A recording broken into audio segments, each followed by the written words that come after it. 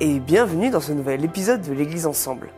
Aujourd'hui, on se retrouve avec le pasteur Cédric Lachenal, qui va nous partager une prédication qui a pour titre « Vêtu de blanc ». Si vous avez des questions, je vous invite à les poser dans le chat.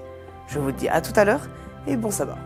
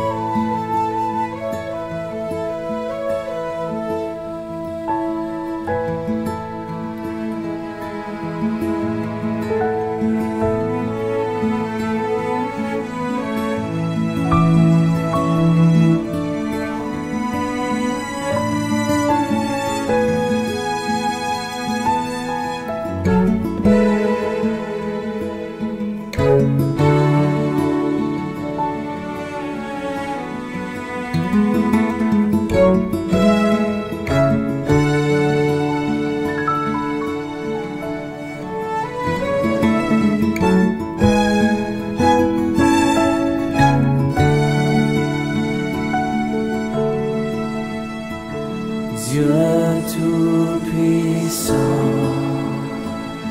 quand mon cœur considère tout l'univers créé par ton pouvoir, le ciel d'azur, les éclairs, le tonnerre, le clair matin, ou les ombres du soir, de tout mon être, alors s'élève un chant. Dieu Tout-Puissant, que tu es grand, de tout mon être, alors s'élève un chant. Dieu Tout-Puissant, que tu es grand.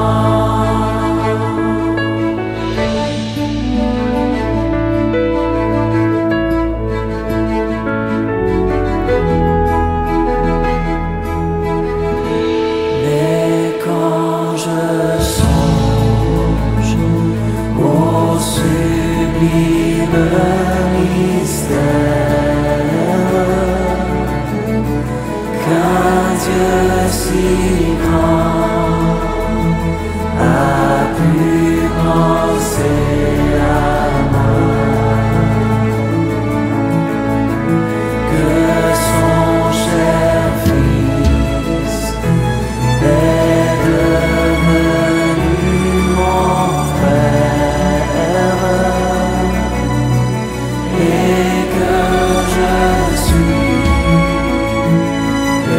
l'héritier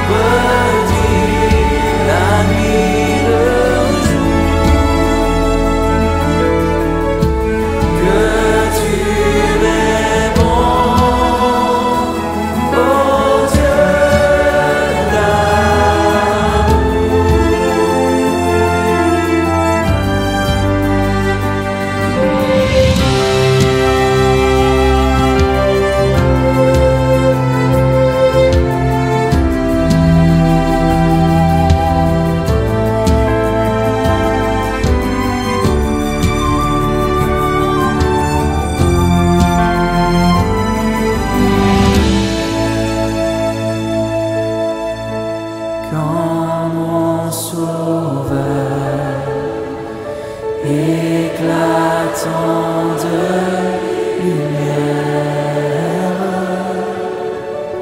se lèvera de son trône éternel, et que les sangs des douleurs de la terre, je pourrai voir les splendeurs de son ciel. Je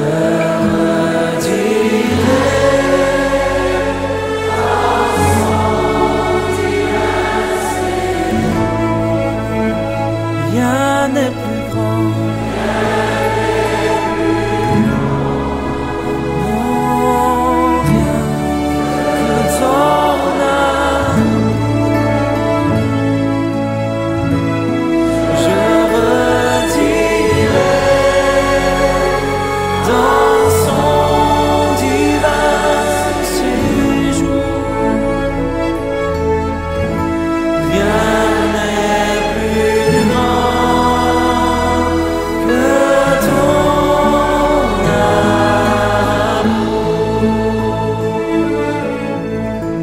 Rien n'est plus grand que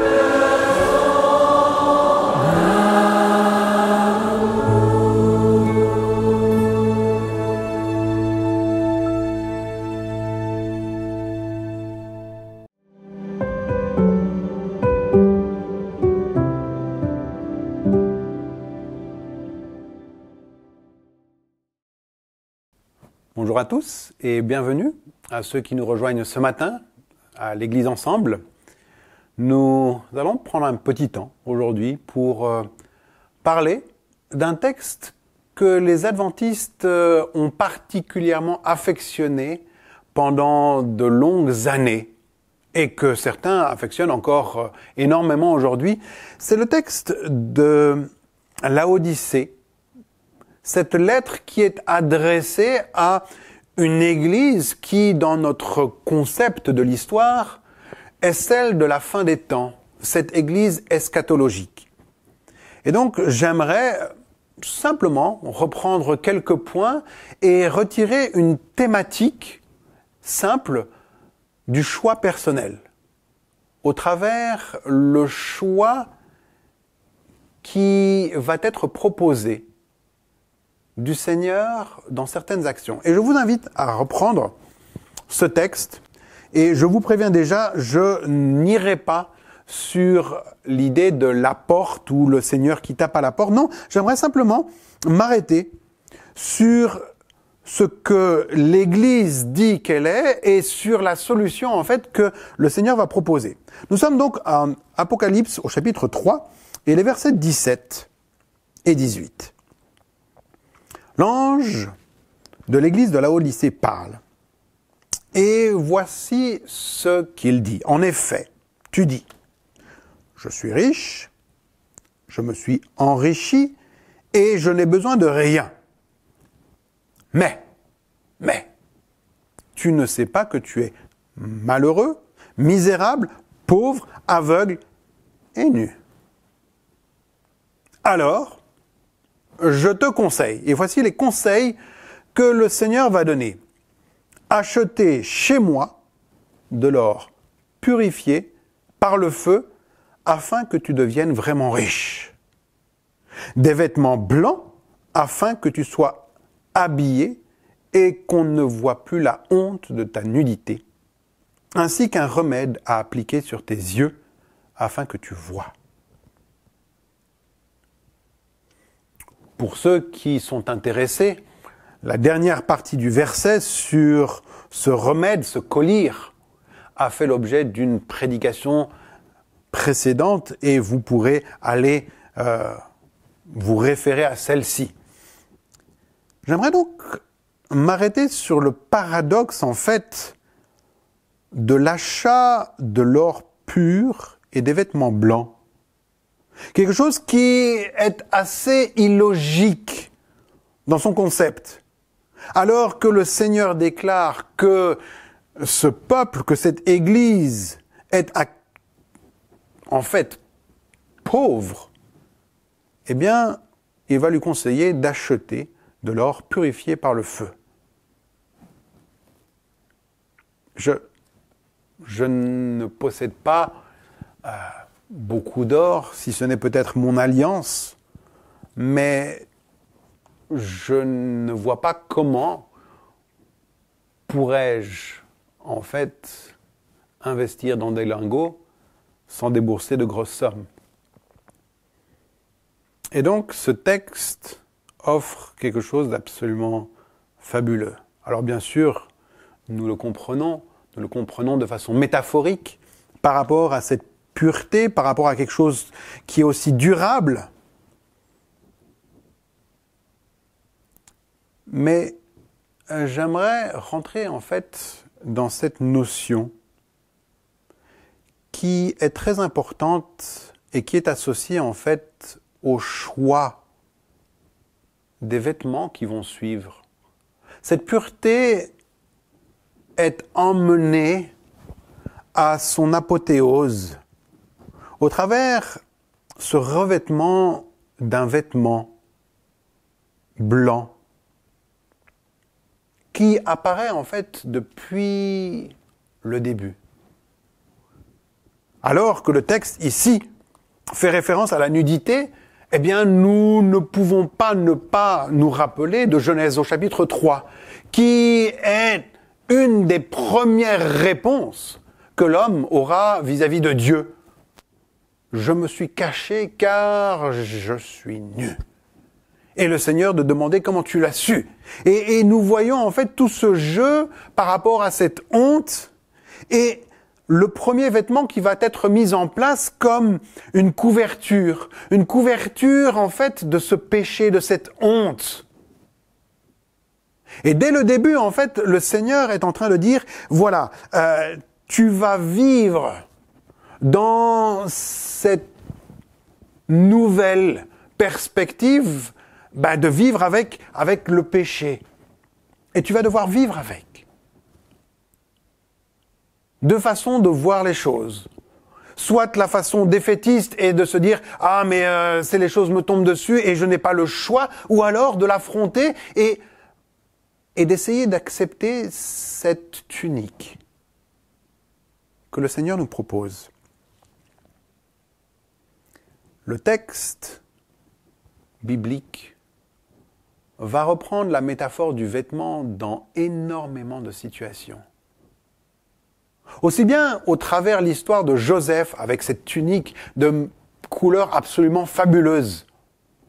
Et les couleurs fabuleuses, en fait, ne représentent qu'une partie de cette richesse parce que à l'époque, et vous pouvez peut-être le voir sur Internet en faisant quelques recherches ou alors sur les photos qui vous sont proposées ici, en fait, les couleurs sont l'objet de difficultés techniques de l'époque qui sont celles de réussir à avoir des pigments de différentes couleurs que l'on va retrouver soit au travers des fruits secs pilés, soit au travers certaines fleurs, mais bien souvent au travers certains coquillages qui allaient donner une couleur absolument fabuleuse. Et il est très intéressant de voir que même dans l'histoire du monde moderne, alors que les nations ont choisi des couleurs pour leur drapeau, eh bien, ce n'est que des pays très récents qui ont choisi la couleur violette comme une couleur pouvant être sur un drapeau national. Pour la simple et bonne raison que cette couleur violette est absolument difficile à obtenir car elle ne s'obtenait qu'au travers une pigmentation d'un coquillage qui était relativement rare. Et donc, la couleur violette a été, pendant des siècles, associée au luxe, à la richesse des souverains, et seuls les grands comme la couronne d'Angleterre, se permettait de porter des vêtements qui allaient être de cette couleur fabuleuse de l'époque. Une tunique, donc, qui ne représente pas un choix judicieux. Et la tunique va être associée à l'attitude de Joseph qui va suivre. Une attitude où, en fait, il a reçu un don qui lui vient du Seigneur. Ce don de vision, ce don de pouvoir recevoir des messages, ce don de prophétie, nous l'appellerions aujourd'hui, mais qui n'est pas utilisé à bon escient. Et donc, le texte, en associant le choix du vêtement, va associer aussi le choix fait de cette utilisation des talents que le Seigneur nous donne. Et me pose cette question, en fait, qui est adressée dans l'Apocalypse. Comment vois-je ma vie? Suis-je quelqu'un qui me sent comme quelqu'un de riche, comme quelqu'un de bien, parce que j'ai une position dans la société, parce que j'ai de l'aura, parce que... Ou suis-je quelqu'un qui veut faire le bon choix? Le bon choix d'acheter quelque chose qui en vale la peine. Le vêtement blanc n'apparaît que plus tard comme étant l'habit par excellence des prêtres. Un habit d'une pièce. Et l'Exode nous le décrira. Un habit de lin fin, quelque chose qui est pratique, mais qui représente aussi cette simplicité et cette pureté. Voilà cette dynamique de la prêtrise. Voilà cette dynamique du chrétien, en fait. Car nous nous considérons tous aujourd'hui comme, dans cette prêtrise universelle, tous le prêtre des uns des autres, de nos familles, de nos amis. Mais au milieu de ces personnes qui sont vêtues de lin blanc, qui sont vous et moi, que le Seigneur nous invite à porter, eh bien, il y en a un. Un qui est un peu plus spécial que les autres. Ce personnage qui apparaît pour la première fois vêtu de lin blanc dans les chapitres 10 à 12, et je vous laisse les lire à la maison, de Daniel. Chapitre 10 à 12 de Daniel nous montre un personnage assez fabuleux qui semble briller. Et quand nous reprenons un peu le texte qui va plus loin, celui de la transfiguration, nous retrouvons, et je vous invite à le lire, Matthieu au chapitre 17. Matthieu au chapitre 17 va nous parler de la transfiguration de Jésus. Et alors qu'il fut transfiguré devant eux, nous sommes au verset 2 du chapitre 17 de Matthieu, son visage resplendit comme le soleil, et ses vêtements devinrent blancs comme la lumière.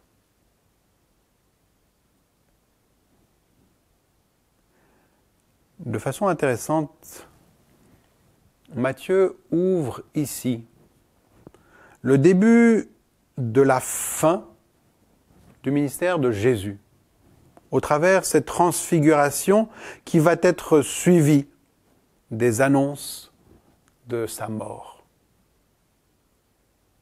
Et ce vêtement, en fait, est un vêtement qui va être celui, par excellence, du choix que le Seigneur fait, d'être notre serviteur, en ayant le courage de pouvoir se dépouiller de ce vêtement, au point d'en redevenir nu,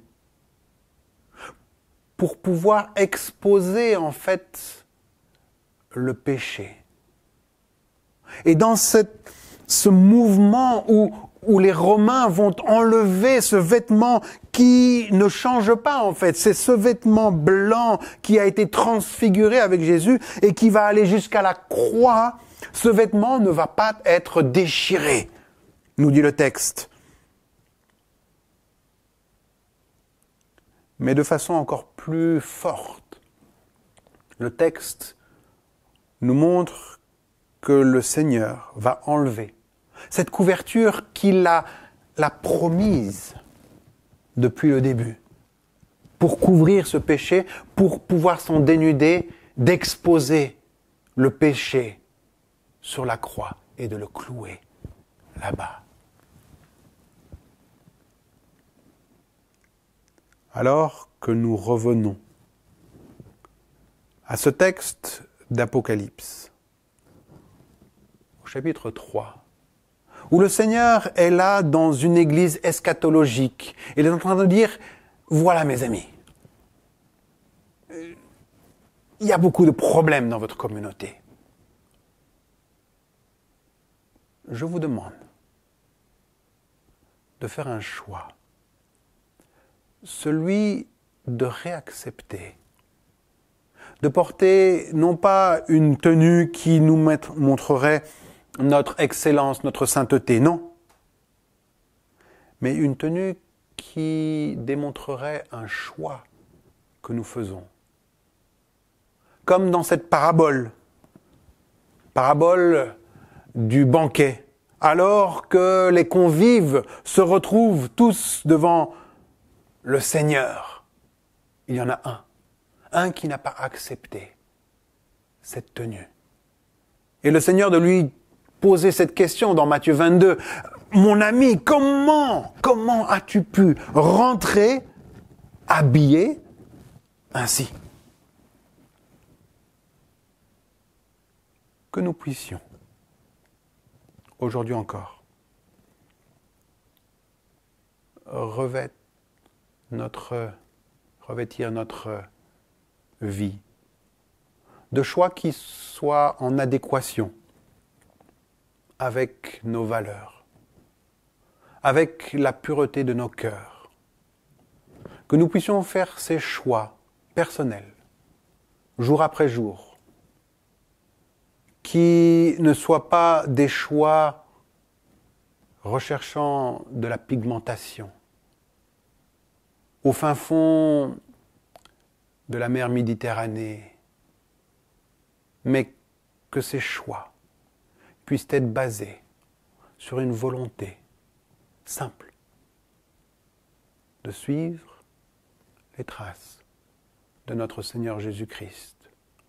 Ce vêtement qui a été laissé au pied de la croix, il a été laissé là pour que moi, je puisse venir le ramasser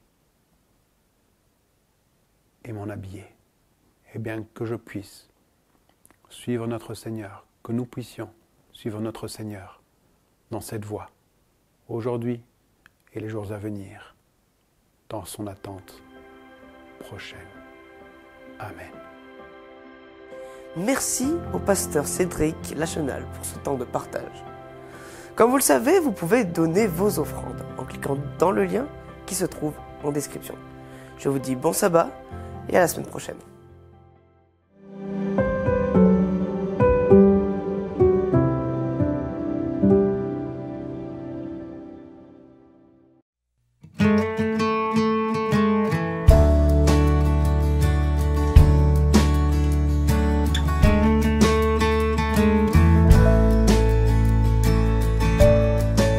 Sur le mont du Calvaire, il était une croix où Jésus souffrit tant de douleurs. Oui, c'est là qu'il mourut sur cet infâme bois pour sauver le plus vil des pécheurs. Cette croix me sera toujours chère, elle est gloire et victoire pour moi. Et par elle, en la maison du Père, la couronne est offerte à ma foi.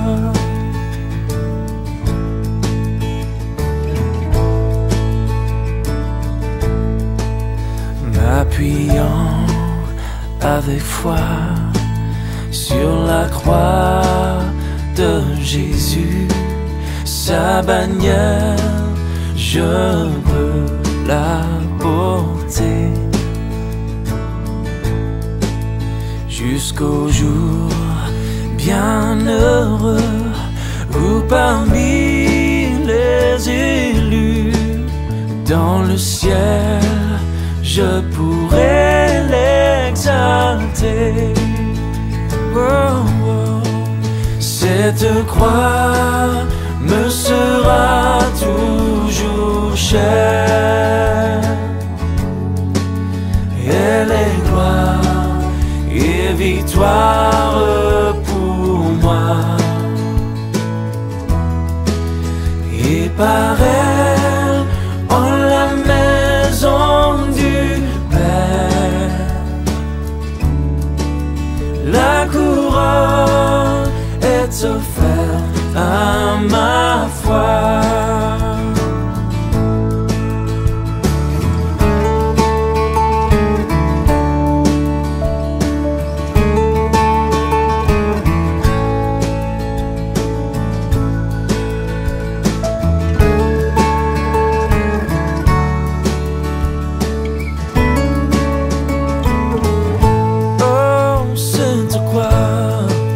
Cette croix me sera toujours chère, elle est gloire et victoire